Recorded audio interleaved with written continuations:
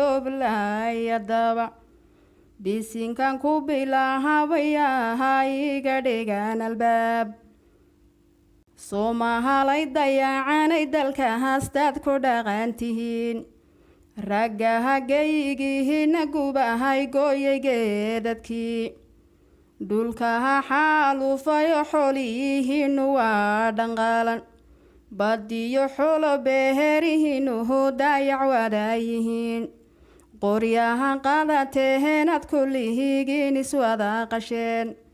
gabdhaha kufsateheenoho hooyooyinka uracdeen dalkiihina gebagebayhiiseen gunaanadeen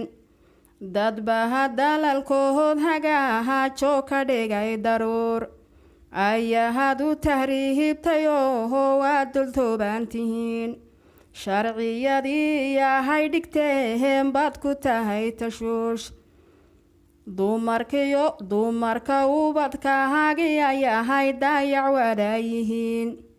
intee xabaal galay intehe xabsiyada ku jira intehe xiska beheshay xalaaday ku sugan yihiin intuu galku ubadka qaadan gar lagu lahayn intehe hoyo oo hoyday uruhugonayeedlaan adduunku wuu yahaban yahay hiwaydin eegayaa raggihii dalka iyo dadkaba haraysku fori lahaa afkahay ka hadlahaanoo dhammahaan waayi taalgabeen tigtohog bay ku tororog leeheyaan ku tamar baxeen